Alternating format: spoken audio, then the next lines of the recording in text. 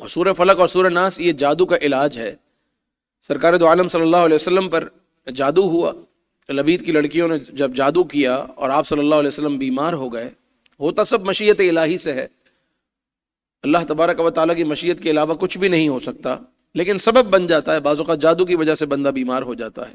تو آپ علیہ الصلوۃ والسلام پر ان 2 صورتوں کا نزول ہوا، جس کی دونوں صورتوں کی ملا کر 11 آیتیں ہیں، اور یہ 11 آیتیں ان 11 گرہوں کا علاج تھی جو 11 گرہیں لبید کی لڑکیوں نے لگائی تھیں اور آپ پر جادو کیا تھا۔ معاذ اللہ ایک پتلا بنایا تھا، اس کے اندر 11 سوئیاں ڈالی تھیں، اور کچھ آپ علیہ الصلوۃ والسلام کے جو کنگھی کے جو بال تھے یا کنگھی کے جو دندانے تھے ان کو لے کر جادو کیا تھا۔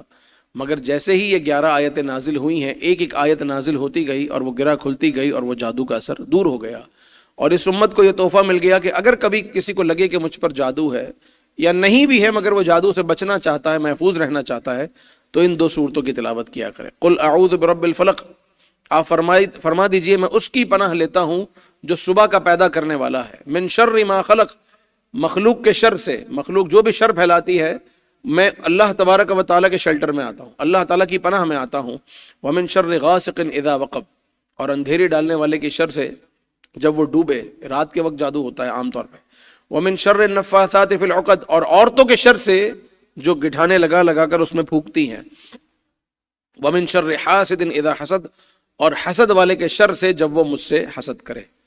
تو ہر بار جادو نہیں ہوتا، بعض اوقات انسان حسد کی وجہ سے بھی بیمار ہوتا ہے، کسی کی حسد کی وجہ سے بھی، بلکہ آپ صلی اللہ علیہ وسلم نے فرمایا کہ حسد تو برحق ہے، حسد تو حق ہے، اور ایسا حق ہے کہ حسد یہ اونٹ کو دیگ میں اور انسان کو قبر میں اتار دیتا ہے۔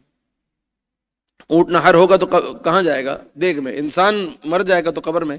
اور آپ علیہ الصلوۃ والسلام نے فرمایا جس کا مفہوم یہ ہے کہ میری امت میں کتنے لوگ ایسے ہوں گے کہ جن کے انتقال کی وجہ لوگوں کا حسد ہوگا۔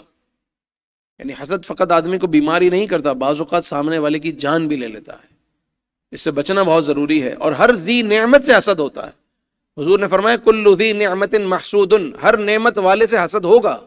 یہ چھوڑ دیجئے کہ دنیا والے ہم سے حسد نہ کریں، لوگ حسد کرتے ہیں اس کا مطلب اللہ نے آپ کو کچھ دیا ہے جبھی تو حسد کرتے ہیں، تو اللہ تعالیٰ کی نعمت پہ شکر ادا کریں اور اس حسد کا علاج کریں، اور وہ کیا ہے؟ سورہ فلق اور سورہ ناس پڑھ کے اپنے آپ پہ دم کریں۔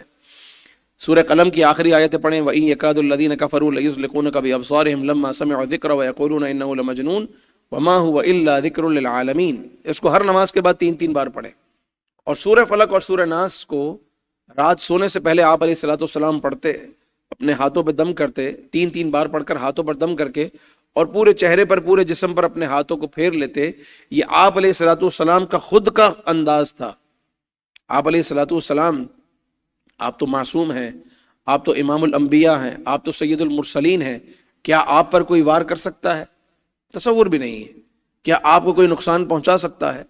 مگر آپ نے تعلیم امت کے لیے یہ کام ہمیں کر کے دکھائے کہ ہمیں بھی چاہیے کہ ہم رات کو سونے سے پہلے سورہ فلق اور سورہ ناس کی تلاوت کر کے اپنے آپ پر دم کریں، اپنے بچوں کو دم کریں، اپنے گھر والوں کو دم کریں۔ تو ان صورتوں کی تلاوت کریں گے تو انشاءاللہ حسد سے بھی بچے رہیں گے، کیونکہ اس میں ذکر ہے وَمِن شَرِّ حَاسِدٍ إِذَا حَسَد، الہی میں تیری پناہ چاہتا ہوں اس وقت خاص طور پر جب جلنے والا مجھ سے جل رہا ہے۔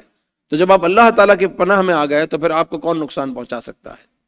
تو ہمیشہ اللہ تعالیٰ سے رحمت کا سوال کریں۔ تو ان صورتوں میں دراصل اللہ کی رحمت کا سوال ہے، اور اللہ تبارک و تعالیٰ سے ایک دعا ہے کہ مولا مجھے پناہ عطا فرما ان جادوگروں سے بھی، ان کالے عملیات کرنے والوں سے بھی، اور برے کام کرنے والیوں سے بھی، اور جب حاسدوں سے بھی جس وقت وہ مجھ سے حسد کرتے ہیں۔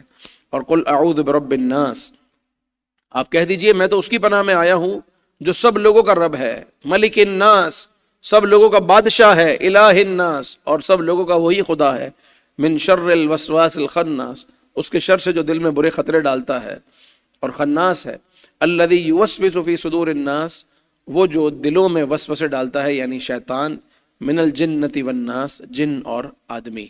اللہ تبارک و تعالیٰ نور قرآن سے ہم سب کے سینوں کو منور فرمائے۔